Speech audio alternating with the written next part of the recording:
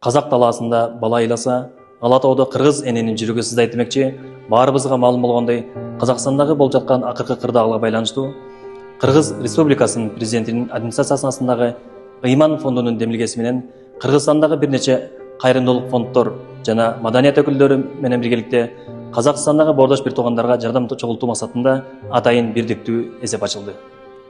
Урматтуу мекендештер, баарыбызга маалым болгондой, боордош Казакстанда абал оор бойдон калды.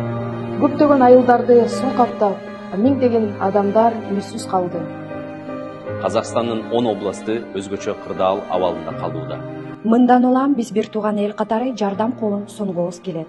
Мындай кырдаалда аларга эң жакын адамдары болбосо, ким жардам берет? Келиңиздер, бардык күчүбүздү жыйнап, бир туугандарыбызга жардам берели. Ар бириңиздер жардам берүүгө себепчи боло аласыздар. Ошондуктан гуманитардык жардамдарды топтоого атайын кампаларды ачтык. Чогулган бардык каражат гуманитардык жардамга жана суу ташкынынан кийинки абалды калыбына келтирүүгө жумшалат. Кыргызстан сиздер менен оор учурда дайым бирге. Бардык реквизиттер бул жакта жазылган. Келиңиздер, баарыбыз биригип, биздин бир тууган боордош казак элине жардам берели. Біз қазақ елі атынан біздің қырғыз бауырларымызға разылығымызды білдіреміз. Және де осы жиналған барлық қаражатты біз деген зардап шеккен адамдарға жеткіземіз.